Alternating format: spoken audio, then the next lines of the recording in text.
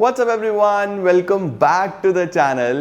आप लोगों को काफ़ी ज़्यादा एक्साइटेड फील हो रहा होगा दोबारा से ये आवाज़ सुन के, क्योंकि आज के इस वीडियो में हम लोग जो डिस्कशन करने वाले हैं वो वैसे भी इम्पॉर्टेंट है। आज हम चर्चा करने वाले हैं कि how we have to prepare CUET और क्या क्या चीज़ों का ध्यान रखना है सो दैट अभी आपके पास जितने दिन हैं, हमारे पास अभी भी रफली समवेयर अराउंड 25 डेज हैं और 25 डेज में अगर आप बहुत अच्छे से चीज़ें करो तो आप क्रैक कर सकते हो इंडियाज बेस्ट कॉलेजेस। तो किस तरीके से करना है, क्या क्या प्रॉब्लम्स मुझे बच्चों ने बताई, पिछले 10-15 दिन से जो बच्चे प्रिपरेशन कर रहे हैं उन्होंने मुझे बताई, वो सब सुनने के बाद मैं एक कंक्लूजन आप सबके सामने लेके आ रहा हूं। तो this video is very important, बहुत ध्यान से समझना और फिर अपनी प्रिपरेशन को थोड़ा सा नेक्स्ट लेवल लेके जाना ताकि आप बढ़िया तरीके से क्रैक कर लो। चलो शुरू करते हैं और समझते हैं ये CUET वाली जंग है, इसको कैसे जीतना है। चलिए लेट्स बिगिन।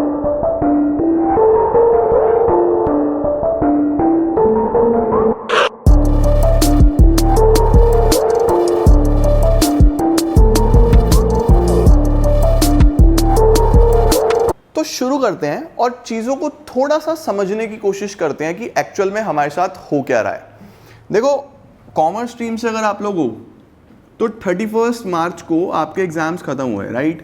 31 मार्च को आपके एग्जाम्स खत्म हुए, उसके बाद आपने 2-3 दिन रेस्ट भी लिया होगा, तो मोस्ट प्रोबेबली आपने 5th से तैयारी शुरू करी होगी, राइट। अब मैं ये जानने में बहुत ज़्यादा इंटरेस्टेड हूँ सो दैट मैं आपको आगे उसी तरीके के प्लान्स दे पाऊँ कि आप लोगों ने सच में 5 तारीख से पढ़ना शुरू कर दिया था। मुझे कमेंट सेक्शन में ये ज़रूर बताओ सो दैट मैं आपकी प्लानिंग कर पाऊँ कि आप अभी कहाँ स्टैंड कर रहे हो, क्योंकि जब तक मैं वो नहीं जान पाऊंगा, मैं आपका माइंडसेट नहीं समझ पाऊंगा, तो मैं आपको कैसे सजेस्ट करूंगा, राइट। तो 5 मार्च से लेके 25 मार्च तक अगर आप CUET को लेके सीरियस हो तो यहाँ से यहाँ तक आपको काफ़ी पोर्शन अपना कवर करना चाहिए था, since the syllabus is same. आपने वही सारी चीजें कवर करनी थी जो आपने क्लास 12th में पढ़ी हैं, बिल्कुल सेम सिलेबस है। तो सबसे पहले तो मुझे ये बताओ कि आपने आज तक कितना कवर करा है। अगर आपने कवर करा है तो वेरी गुड, कितना करा, और अगर नहीं भी करा तो भी मुझे बताओ। एक सवाल बच्चे मेरे से कंसिस्टेंटली पूछ रहे थे मेरे सोशल मीडियाज के ऊपर, इंस्टाग्राम के ऊपर। मुझे बच्चों ने ये पूछा कि सर अगर हम आज से शुरू करें, डेली मेरे से एक बच्चा पूछता था 5 तारीख को, 10 तारीख को, 15 तारीख को, डेली मेरे से कोई ना, इनफैक्ट आज भी, टुडे इज 25, ये वीडियो मोस्ट प्रोबेबली 26 को आ रहा होगा, 25th को भी मेरे से बच्चों ने पूछा सर अगर मैं आज शुरू करूं तो क्या मैं कर सकता हूं। The answer is yes, still a big yes, आप कर सकते हो। सिर्फ आपको अब 100% डेडिकेशन देना पड़ेगा। 30 डेज का टाइम फ्रेम आपके पास अभी भी है, क्योंकि आपकी एग्जाम्स की प्रपोज डेट 21 to 30 मई है। ये प्रपोज डेट्स हैं। CUET NTA ने फॉर्म दोबारा भी ओपन करे थे, बाद में भी फॉर्म फिलिंग हुई है, तो ऐसा भी हो सकता है कि शायद डेट्स थोड़ी आगे चली जाए, मे बी। और अगर है भी तो भी जरूरी नहीं है कि आपका 21st को एग्जाम हो, कुछ का 25th को होगा, कुछ का 26th को होगा, कुछ का 27th को होगा, और अगर 21st को भी हुआ तो भी कोई बहुत बड़ा इशू नहीं है। You are still having a fair enough 25 to 30 days, आपके पास हैं इतने दिन, तो आप इसमें बहुत अच्छा कर सकते हो। अगर आपको खुद को एनालाइज करना आ गया, अब सर इश्यूज क्या क्या आ रही हैं, कहां पे क्या चल रहा है। देखो, आपने जितना भी तैयारी करी होगी, मैं इस पे एक सेपरेट वीडियो और करूंगा जिसमें मैं आपको एग्जैक्ट टाइम टेबल दे दूंगा, बट अभी क्या क्या इश्यूज आ रहे हैं देखो, ये मेजर चीजें हैं जो मेरे से बच्चों ने पूछी। नंबर 1, सर अप्रोच समझ में नहीं आ रही कि पढ़ना कैसे है, और यही चीज बहुत इंपॉर्टेंट है। अप्रोच क्या है, ध्यान रखो, फोकस ऑन बेसिक्स ओनली। भैया बंद कर दो बड़े बड़े क्वेश्चंस करना, सिर्फ बेसिक्स पे ध्यान दो। कॉन्सेप्ट क्या है किसी चीज का, किसी भी चीज का। सबसे पहले अकाउंट से शुरू करते हैं। अगर मैं अकाउंट्स की बात करूं तो अगर आप पूरा पार्टनरशिप लेके बैठ जाओगे ना तो 1 महीना आपको पार्टनरशिप सॉल्व करने में लग जाएगा। आपको वैसा नहीं करना है, आपको सभी चैप्टर्स में सिमिलर टॉपिक्स ढूंढने हैं कि सर रेशो सब में सेम था, किस में गेनिंग है, किस में सेक्रीफाइसिंग है, ये दिमाग में लेके आओ। गुडविल का ट्रीटमेंट सब में सेम है, लेकिन एक जगह पार्टनर लेके आ रहा है, एक जगह पार्टनर लेके जाएगा, एक जगह रेशो चेंज हो गया तो क्या एंट्री बनेगा, इस चीज पे फोकस करो। रीवैल्यूएशन सब में सिमिलर है, हर चैप्टर में अलग अलग टाइम थोड़ी ना लगाओगे, सिर्फ एक साथ लेके बैठो, कॉन्सेप्ट्स पे फोकस करो and don't do big questions, बिल्कुल भी मत करो। Wastage of time, complete wastage of time. सिर्फ कॉन्सेप्ट्स अच्छे से तैयार करो। आपने कॉन्सेप्ट्स देख लिया, वीडियोस देख लो मेरी, जितनी हो सके वीडियोस देखो, क्योंकि उसमें सिर्फ कॉन्सेप्ट्स हैं। क्वेश्चन तो मैंने 2-2, 4-4 ही कराए हैं, उससे आप सब्जेक्टिव कराए भाई बोर्ड्स में, ऑब्जेक्टिव तो तुम वैसे ही कर लोगे। कॉन्सेप्ट्स पे फोकस करो, ठीक है। अगर मैं बिजनेस स्टडीज की बात करता हूं, अकाउंट्स में मैंने आपको बता दिया, अगर मैं BST की बात करता हूँ तो NCERT जितनी हो सके पढ़ो, जितना हो सके NCERT की रीडिंग लगाओ, 2 रीडिंग 3 रीडिंग 4 रीडिंग, सिर्फ 12 चैप्टर हैं, रोज एक चैप्टर भी पढ़ोगे तब भी तुम अभी भी 2-2 बार लगा दोगे, अभी भी 2-2 बार लगा दो। एक एंटरप्रेन्योरशिप और है चैप्टर आपका 13th चैप्टर, बट उसमें से कुछ बहुत ज्यादा नहीं पूछा जाएगा और आपके पास ऑप्शन भी है क्वेश्चंस छोड़ने का, तो आप उसको छोड़ भी सकते हो। अप्रोच में ध्यान रखो, you have to be very smart. सारे 50 क्वेश्चन करने से कुछ नहीं होगा, आपके 40 सही होने चाहिए, है ना। और अगर 45 वाला आपका डोमेन है तो 45 में से 35 सही करने हैं आपको, 10 तो आपके पास हमेशा स्कोप है। तो you have to be very calculative, you have to be very smart. Objective type में सिर्फ ऐसे चलने से काम नहीं आएगा, दिमाग से चलना पड़ेगा। इकोनॉमिक्स की अगर मैं बात करता हूं तो इकोनॉमिक्स में इंडियन इको की NCERT इज मस्ट। इकोनॉमिक्स में इंडियन इको की NCERT इज मस्ट, इसको रीड करो मैक्रो के लिए। और जो माइक्रो का पोर्शन है, थोड़ा सा माइक्रो का पोर्शन भी है, if you don't know, micro के पोर्शन के लिए आप लोग को क्या करना है, आप लोग को you have to read your refresher. कौन सा रिफ्रेशर? कोई भी जो आपके पास हो। आपके पास संदीप गर्ग है वो पढ़ लो, आपके पास TR है वो पढ़ लो, आपके पास कोई और रिफ्रेशर है वो पढ़ लो, वहां से फोकस करो, ठीक है। तो अप्रोच ये होनी चाहिए, राइट। उसके बाद सर टॉपिक्स मुझे कौन कौन से कवर करने हैं ये बहुत क्लियर होना चाहिए। एक बात समझ लो, सबसे पहले आपके पास जो भी टेक्स्ट बुक्स हैं, जितनी भी आपके पास टेक्स्ट बुक्स हैं, उसके सारे टॉपिक्स आपने एक भी टॉपिक ना छोड़ा हुआ हो, टॉपिक मिस नहीं होना चाहिए। You have to cover 100% cover करके चलो। बहुत सारे बच्चे मेरे से पूछते हैं, सर अगर मेरे 800 में से, फॉर एग्जांपल मैं इंग्लिश प्लस 3 डोमेन दे रहा हूँ, तो 800 में से कितने नंबर आ जाएं कि मैं इतना पहुंच जाऊं? भाई ये अप्रोच गलत है। आपको फोकस करना है मुझे 800 में से 800 लेने हैं, तब आपके पास अच्छे कॉलेजेस के ऑप्शंस होंगे। आप ये मत देखो किसके लिए कितना, आप फोकस करो पूरे 800 पे, और वो हो सकता है, इट इज पॉसिबल, बच्चे करते हैं। मैं जानता हूं सब नहीं कर पाएंगे, बट कोशिश तो करो। जो करेंगे वो भी तो हम जैसे ही होंगे, मेहनत करो, ठीक है। सर कितना प्रैक्टिस करना है? प्रैक्टिस के लिए बेटा जी आपको सबसे पहले ये समझना है कि आपका टाइम टेबल क्या होना चाहिए और आप किस चीज पे फोकस कर रहे हो। लाइक देखो, आप किसी भी पर्टिकुलर चीज के लिए जा रहे हो, आप किसी भी स्ट्रीम के लिए जा रहे हो, आप देखोगे वहां पे इंग्लिश तो हमें करना ही है, राइट। इंग्लिश तो हमें करना ही है ना। चाहे आप कोई भी कोर्स कर रहे हो, आप BBA के लिए जा रहे हो, BCom के लिए जा रहे हो, BSc के लिए जा रहे हो, किसी भी कोर्स में जा रहे हो, सब में मैक्सिमम कोर्सेज में इंग्लिश चाहिए। तो इंग्लिश की तो हैबिट बना लो, डेली 1.5 घंटा पढ़ना ही पढ़ना है। इससे ज्यादा तुम वैसे भी नहीं पढ़ पाओगे। डेली 1.5 से 2 घंटा इंग्लिश तुम्हें पढ़ना ही पढ़ना है। और अकॉर्डिंग टू मी ये मॉर्निंग का टाइम होना चाहिए कि दिन की शुरुआत इंग्लिश के साथ, एक कॉफी का कप या चाय का कप और इंग्लिश शुरू करो। प्रैक्टिस करो कि ग्रामर्स कहाँ पे है, वोकैबुलरी कहाँ पे है, सेंटेंसेस कहाँ पे हैं, किस तरीके से क्या पढ़ना है। अब वो लिटरेचर तो चलो हो गया जो होना था, अभी इंग्लिश का पैटर्न ही बदल गया। मैं इसीलिए यहाँ पे फोकस कर रहा था अप्रोच क्या होनी चाहिए, समझ रहे हो। तो इस चीज पे अच्छे से इंग्लिश डेली 1.5 घंटा, मेरे हिसाब से मॉर्निंग का अगर आप 8 बजे उठ जाते हो तो 9 बजे बैठ जाओ, 9 से 11 फिक्स कर लो भैया इंग्लिश करनी है रोज। अब देखो कि तुम क्या पढ़ रहे हो। अगर तुम BCom ऑनर्स टारगेट कर रहे हो, फॉर एग्जाम्पल तुम SRCC टारगेट कर रहे हो कि भैया BCom ऑनर्स में जाना है। कुछ बच्चों को कंफ्यूजन था कि अगर मेरे पास मैथ्स नहीं है क्या मैं SRCC नहीं जा सकता? भाई तू जा सकता है, SRCC चले जाओगे। क्यों? SRCC क्या मांग रहा है आपसे, या DU क्या मांग रहा है आपसे? इंग्लिश चाहिए आपके पास, ठीक है। अकाउंट्स या मैथ्स में से एक कंपलसरी है। अगर आप नॉन मैथ्स हो तो अकाउंट्स लो ना, और कोई भी 2 डोमेन में आप यूजुअली बच्चे बिजनेस स्टडीज इकोनॉमिक्स देते हैं क्योंकि उन पे उनकी कमांड अच्छी होती है। अगर आपको लगता है इको अच्छी नहीं है, बिजनेस स्टडीज फिजिकल दे दो, या आपका जो भी स्ट्रांग है वो दे दो।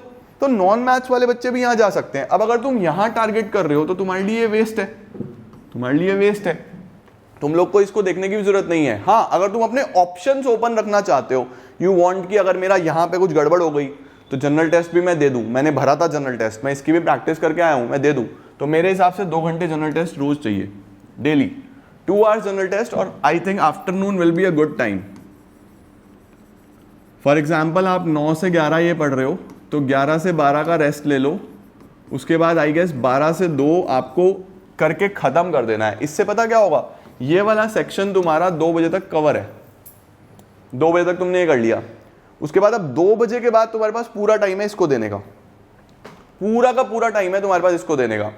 इसमें क्या करना है, अब इसमें क्या करना है, इसमें करना है आपको 2 सब्जेक्ट्स पर डे, कोई भी 2। जैसे आज अकाउंट्सी को पढ़ लिए, कल BST को पढ़ लिए, परसों अकाउंट्सी को BST को पढ़ लिए, फिर कॉम्बिनेशंस बना लो, ठीक है।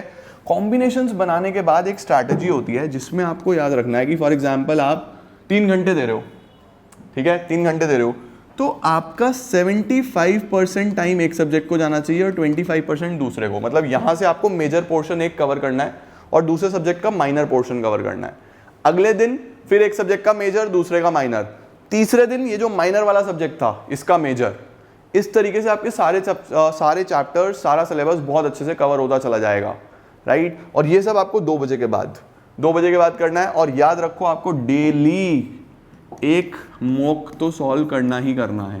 एक मॉक टेस्ट, 1 से 2 मॉक्स आपको सॉल्व करने हैं और 45 मिनट से ऊपर का टाइम किसी में ही मत लेना। टाइमर लगाना 45 मिनट्स का, आपको सारे 45 मिनट्स में सॉल्व करने हैं। इसकी प्रैक्टिस करो तभी वहाँ पेपर में 1 घंटे में होगा, जिसमें 60 मिनट मिलेंगे। 45 मिलेंगे तो 45 में होगा।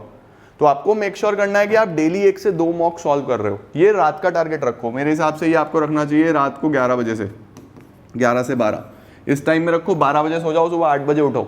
8 घंटे की नींद भी हो रही है। लेकिन बेटा अगर अच्छा करियर बनाना है, अब तुम बोलोगे सर मेरे पास तो अपने लिए टाइम ही नहीं है। भाई अपने लिए टाइम ही टाइम होगा, just a matter of 25 days.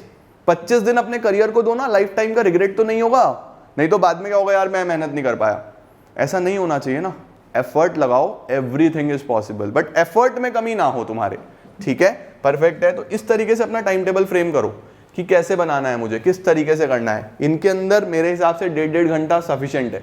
2 बजे के बाद अगर आप 3 घंटे दे रहे हो 2 सब्जेक्ट्स को, एनफ है, बहुत अच्छा हो जाएगा। परफेक्ट है, क्योंकि वीडियोस भी देखोगे या अगर कोई क्लासेस ली हुई हैं तो क्लास भी करोगे ना। और भी बच्चे सीए वगैरह में भी बिजी होंगे, बट ये तो इंपॉर्टेंट है, करियर की बात है, राइट। अब आगे चलते हैं। प्रैक्टिस के बारे में मैंने बता दिया। मटेरियल कौन सा यूज करना है, तो मटेरियल में बेटा जी सबसे पहले ये समझो कि आपको अपनी एक तो टेक्स्ट बुक्स, सबसे पहले टेक्स्ट बुक्स के क्वेश्चंस कवर होने चाहिए। अगर आप अकाउंट्स की बात करो, डीके है, टीएस है, कोई और तीसरी किताब है, हर किताब के बैक एक्सरसाइजेस आपके कंप्लीट होनी चाहिए।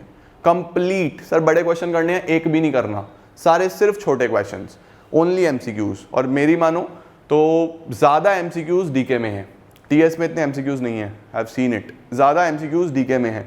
तो कोशिश करना, अगर आपका डीके है वेरी गुड, नहीं है तो पिक्चर्स मंगवा लो। जो टीएस वाले बच्चे हैं, जिनके पास टीएस है वो टीएस के तो करो ही करो, डीके के भी एक बार नजर मार लो, है ना। और जो डीके वाले हैं वो टीएस के भी एक बार नजर मार लो, अगर आपको लगे कुछ नया मिल जाए, समझे। तो ये होना चाहिए। उसके अलावा आपको अगर लगता है कि हमें कोई और किताब भी चाहिए, स्पेसिफिकली हमें कोई क्वेश्चन बैंक चाहिए, तो क्वेश्चन बैंक हमेशा से क्लास 12th में भी आप लोगों ने करे हैं। For question bank you can refer Oswal. मैं शुरू से बोलता आया हूँ, ओसवाल गुरुकुल। क्लास 12th में भी आपने सैम्पल पेपर्स करे, आपने देखा कि एक ऐसा ब्रांड है जो हमेशा से काफ़ी पुराने समय से चलता आ रहा है और बच्चों की हेल्प करता है। तो ओसवाल के हमारे पास इस तरीके के क्वेश्चन बैंक्स आते हैं, मैं आपको दिखा देता हूँ। ये इस तरीके के, देखो ये हमारे पास अकाउंट्स का है, सेपरेट है, बिजनेस स्टडीज़ का सेपरेट है और इकोनॉमिक्स का सेपरेट है। तो ओसवाल के क्वेश्चन बैंक्स आप लोग बाय कर लो जाके मार्केट में से, और चैप्टर वाइज है। आपने जो चैप्टर तैयार करा उसके पीछे क्वेश्चंस कर लो, हर चैप्टर में से एमसीक्यूज दिए हुए हैं। तुमने अपना टेक्स्ट बुक क्वेश्चंस करे, तुमने क्वेश्चन बैंक सॉल्व करा, सफिशिएंट। उसके बाद मॉक्स देते रहो बढ़िया तरीके से, क्योंकि मार्केट में बहुत सारी बुकलेट्स हैं। बट मेजर प्रॉब्लम हम लोग को क्या आ रही है, मेजर प्रॉब्लम हम लोगों के पास भी बुक्स आई, सारी बुक्स आई। मेजर प्रॉब्लम इज आंसर्स बहुत ज़्यादा उल्टे सीधे, आगे पीछे, ऊपर नीचे हुए में। 100% एक्यूरेसी किसी में भी नहीं है, अगर मैं इसको भी 100% देखूंगा तो हो सकता है इसमें भी कोई ना कोई ह्यूमन एरर हो जाए। देखो ह्यूमन एरर हो जाता है, एमसीक्यूज हैं, बट फिर भी सबसे ज़्यादा एक्यूरेट मुझे लगे वो यही लगे, क्योंकि बहुत सारी बुकलेट्स हमने ट्राई करा, राइट। तो 2 चीज़ें आपको कंप्लीट करनी है। कौन कौन सी, टेक्स्ट बुक्स आपने कर ली, सारे क्वेश्चंस। अगर आप इको लेके बैठ रहे हो तो भैया अगर संदीप गर्ग है संदीप गर्ग, टीआर है तो टीआर, उसके साथ में इसका क्वेश्चन बैंक लगा लो, कॉन्फिडेंस आ जाएगा। Question bank will work as a confidence booster to you, और बहुत सारी चीज़ें और कवर हो जाएंगी। ये देख लिया। क्वेश्चन बैंक लगाने के बाद मैंने क्या लिखा है नेक्स्ट, तीसरी चीज, मॉक्स। उन मॉक्स के लिए भी आप ओसवाल का ही प्लेटफॉर्म यूज कर सकते हो, जो मैंने आपको बताया था, oswal.io। मैं उसका लिंक डिस्क्रिप्शन में भी दे दूंगा, बुक्स का भी लिंक दे दूंगा। इनफैक्ट अगर आपके मार्केट्स में अवेलेबल नहीं है तो मैं बुक्स का भी लिंक डिस्क्रिप्शन में डाल दूंगा। oswal.io पे जाओ, ये एक फ्री टेस्ट गिविंग प्लेटफॉर्म है, जो मैंने आपको क्लास 12th में भी बताया था। उस पर जाके आप टेस्ट दे सकते हो, जाके खुद को चेक कर लो, प्रिपेयर कर लो, डेली एक मॉक सॉल्व करो ना, क्योंकि मैंने लिखा है अपनी प्रिपरेशन स्ट्रैटेजी में, you have to solve daily 1 से 2 मॉक्स। आपको 2 करने हैं, 3 करने हैं, करो यार, जाके प्रैक्टिस करो, बना ही इसलिए। तो oswald.io पे जाओ, रजिस्टर करो और मॉक्स दो। एक सब्जेक्ट को कितना टाइम देना है ये मैं आपको बता चुका हूँ एग्जैक्टली टाइम टेबल में। इस तरीके से अपना डेली का एक शेड्यूल बना लो। Half day of your day 2 बजे से पहले पहले आपको इंग्लिश और जनरल टेस्ट, और अगर आप जनरल टेस्ट कर ही नहीं रहे हो, सिर्फ आप बीकॉम प्रोग्राम बीकॉम ऑनर्स की तैयारी कर रहे हो, तो इंग्लिश और डोमेन ही पढ़ना है भैया। जी जान लगा दो, झोंक दो खुद को, बन जाओगे, करियर बना लोगे बढ़िया, अभी भी समय है। ठीक है, एक छोटी सी चीज और जो मैं इसमें ऐड ऑन करूंगा, जो हमारे topics not covered in 12th, जो आपके 12th में टॉपिक्स कवर्ड नहीं थे, जैसे अकाउंट्स में कंपैरेटिव कॉमन, एनपीओ है ना, इकोनॉमिक्स की अगर मैं बात करता हूँ तो माइक्रो के कुछ टॉपिक्स हैं, इंडियन इको के 2 चैप्टर्स जो डिलीटेड थे वो यहाँ पे हैं, तो आपको वो सब कवर करना है। बिजनेस स्टडीज में 13 चैप्टर, उसका तो चलो कोई खास ऐसा बहुत बड़ा योगदान नहीं है, आपको 10 क्वेश्चन छोड़ने भी हैं, अगर आप उसे नहीं भी करोगे तो चलेगा, 12 ही करोगे तब भी तुम्हारे मजे में पूरे सवाल बन जाएंगे, 40 करने हैं 40 के 40 बन जाएंगे, बट माइक्रो नहीं छोड़ सकते, माइक्रो में से काफ़ी कुछ आ रहा है। तो ये जो टॉपिक्स आपने 12th में नहीं करे थे, इन टॉपिक्स के भी ऑलरेडी मेरे वीडियोस अपलोडेड हैं, आप देख सकते हो। एनपीओ ऑलरेडी कवर्ड है, comparative common size already covered है, छोड़ो मत किसी भी चीज़ को।